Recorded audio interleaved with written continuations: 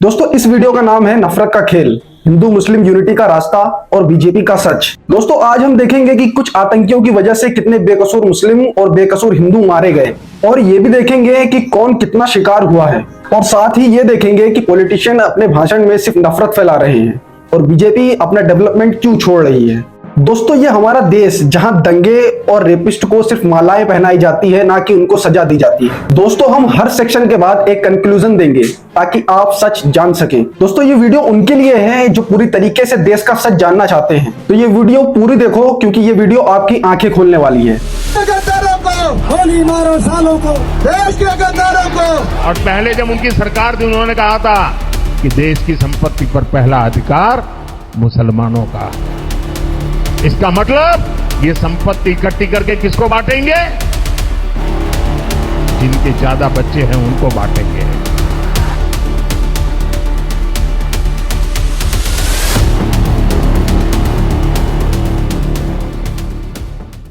दोस्तों ये है देश के हाल जहां दंगे भड़काए जाते हैं, रेपिस्ट और रियोटर्स को मालाएं पहनाई जाती है और पॉलिटिशियंस के भड़काऊ भाषण देश को आग में झोंक रहे हैं।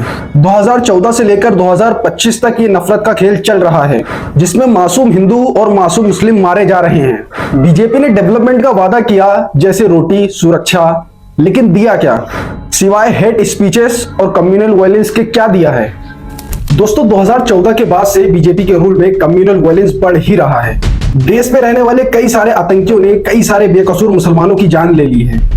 रिसर्च के मुताबिक 100 से ज्यादा मुसलमान इस वायलेंस का शिकार हुए हैं। दोस्तों ऐसे तो कई सारे इंसिडेंट हैं जिनकी गिनतियां नहीं है, लेकिन चलिए कुछ इंसिडेंट देखते हैं। 23 फरवरी सन 2020 north east Delhi citizenship amendment act के दौरान कुछ दंगइयों ने दंगे भड़काए। उस दंगे में 53 लोग मारे गए जिसमें से 38 मुस्लिम थे। ऐसे ही दोस्तों सन 2015 से लेकर सन 2024 तक काउ विजिलेंट ग्रुप्स ने 34 से ज्यादा मुसलमानों को मारा है। 5 अप्रैल 2017 राजस्थान गौ रक्षकों के नाम पर बने आतंकियों ने पहलू खान को सिर्फ शक के तौर पर ही मार दिया। और दोस्तों बात करते हैं यही रिसेंट इंसिडेंट की 2023 और 2024 की, जिसमें 16 फरवरी 2023 को भिवानी हरियाणा में नासिर और जुनैद को बजरंग दल वालों ने जलाकर ही मार दिया। तो दोस्तों ये इंसिडेंट दिखाते हैं कि देश में बैठे ऐसे आतंकियों की वजह से कितने सारे बेकसूर मुसलमानों पर जुल्म हुआ है। इसमें 100 से ज्यादा बेकसूर मुसलमानों की मौतें हुई हैं, जिसमें सन 2020 दिल्ली रियोट्स और काउ विजिलेंटिज्म जैसे केसेस बहुत बड़े केसेस हैं। दोस्तों ये वायलेंस सिर्फ नफरत का रिजल्ट है जिसे पॉलिटिशियंस के भड़काऊ भाषण और ज्यादा भड़का देते हैं। चलिए दोस्तों अब बात करते हैं उन बेकसूर हिंदुओं की जिन्हें आतंकी हमलों में मारा गया। दोस्तों ये लोग ज्यादातर टेररिस्ट अटैक में मारे गए हैं और खासकर सबसे ज्यादा जम्मू और कश्मीर में। दोस्तों रिसर्च के मुताबिक 40 से ज्यादा हिंदू मारे गए हैं। चलिए कुछ मेजर इंसिडेंट देखते हैं। अमरनाथ यात्रा 11 जुलाई 2017 कुछ आतंकवादियों ने अमरनाथ जा रहे यात्रियों पर हमला किया जिसमें 9 हिंदू मारे गए।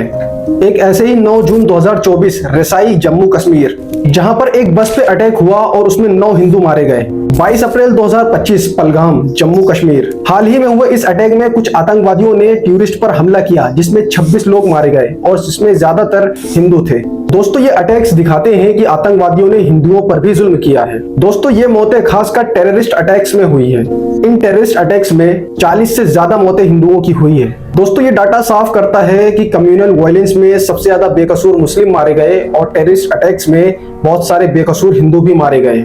दोस्तों देश के अंदर हो रही आपस की लड़ाइयों में नुकसान किसी का नहीं, सिर्फ देश का हो रहा है। दोस्तों पॉलिटिशियंस के भड़काऊ भाषण वायलेंस का सबसे बड़ा कारण है। 2014 से लेकर 2025 तक बीजेपी के लीडर्स और उनके सपोर्टर्स ने कई सारी हेट स्पीचेस दी हैं। दोस्तों इंडिया हेट लैब के मुताबिक 2024 में हेट स्पीचेस 74% तक बढ़ गई। चलिए दोस्तों कुछ एग्जांपल्स देखते हैं कि कौन कौन वो लीडर हैं जिन्होंने हेट स्पीचेस दी हैं। ऐसे ही सन 2019 में अमित शाह ने कहा था मुस्लिम इमिग्रेंट्स को टारगेट करके कि घुसपैठियों को बाहर निकाल देंगे। फिर 12 सितंबर 2023 को अश्वनी उपाध्याय ने कहा कि मुस्लिम पॉपुलेशन बढ़ रही है, ये देश के लिए खतरा है। फिर 4 सितंबर 2023 को महेश किशन राव ने धमकी दी और कहा बाबरी जैसा दोबारा करेंगे और मुस्लिम एरियाज को टेररिस्ट हब भी कहा। दोस्तों ये भाषण दिखा रहे हैं कि बीजेपी जैसी पार्टी सिर्फ देश में नफरत फैला रही है। इनके वर्ड्स रियोट्स और वायलेंस को सिर्फ भड़काते हैं। इस टॉपिक को यही खत्म करते हैं और अब देखते हैं कि दंगे और रेप करवाने वालों को ये लोग इतना सम्मान क्यों देते हैं। दोस्तों एक सबसे शर्मनाक सच ये है कि बीजेपी के सपोर्टर्स दंगे और रेप करवाने वालों को मालाएं पहनाते हैं। जरा बताइए ये कैसा जस्टिस है? बिल्किस बानो सन 2002 गुजरात रियोट्स की रेप विक्टिम सन 2022 में बिल्किस बानो के रेपिस्ट को बीजेपी गवर्नमेंट ने छोड़ दिया। दोस्तों ऐसे ही 2020 दिल्ली रिवोल्ट के एक्यूज्ड जैसे कपिल मिश्रा के सपोर्टर्स को बीजेपी लीडर्स ने सपोर्ट किया। एक दंगे भड़काने वाले को बीजेपी सपोर्टर्स की तरफ से एक रैली में मालाएं भी पहनाई गई। दोस्तों 2014 में बीजेपी गवर्नमेंट ने वादा किया था रोटी, जॉब्स और सुरक्षा की, लेकिन दिया क्या? नफरत और हेट स्पीचेस। दोस्तों जॉब्स, इकोनॉमी और सोशल वेलफेयर छोड़ दिए और साथ ही कम्युनल वायलेंस भी बढ़ाया। चलिए दोस्तों प्रूफ के साथ देखते हैं। बीजेपी ने कहा था कि दोस्तों हर साल 1 करोड़ जॉब्स देंगे, जबकि 2012 में दोस्तों ये बेरोजगारी 1 करोड़ तक थी, लेकिन 2022 तक दोस्तों यही बेरोजगारी 4 करोड़ तक बढ़ गई। दोस्तों यूपीए के टाइम में 75 लाख नॉन फार्म जॉब्स हर साल बनते थे और दोस्तों बीजेपी के रूल में ये सिर्फ 29 लाख ही रह गए। 2014 में गैस सिलेंडर 410 रुपए के थे, 2022 में ये सिलेंडर के रेट 1000 से ऊपर चले गए। दोस्तों एक्सपोर्ट्स 2014 में $239 मिलियन था और तुरंत ही 1 साल बाद यानी कि 2015 में ये 18% तक नीचे गिर गया।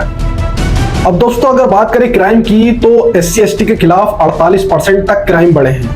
दोस्तों देश में हो रहे इस नफरत के खेल में मैंने सिर्फ चुल्लू भर इंसिडेंट ही आपको बताए हैं। दोस्तों आज के जो पॉलिटिकल लीडर्स हैं ये लोग सिर्फ हिंदू मुसलमान को लड़वाकर अपनी कुर्सी को बचाना चाहते हैं, लेकिन इन्हें देश से असल में कोई मतलब नहीं है। दोस्तों मैं आपसे ये कहना चाहूंगा कि देश में हो रहे जुल्म के खिलाफ आवाज उठाइए, चुप नहीं रहिए, गवर्नमेंट से सवाल करिए। दोस्तों मिलते हैं एक और ऐसी नई वीडियो के साथ। Thank you.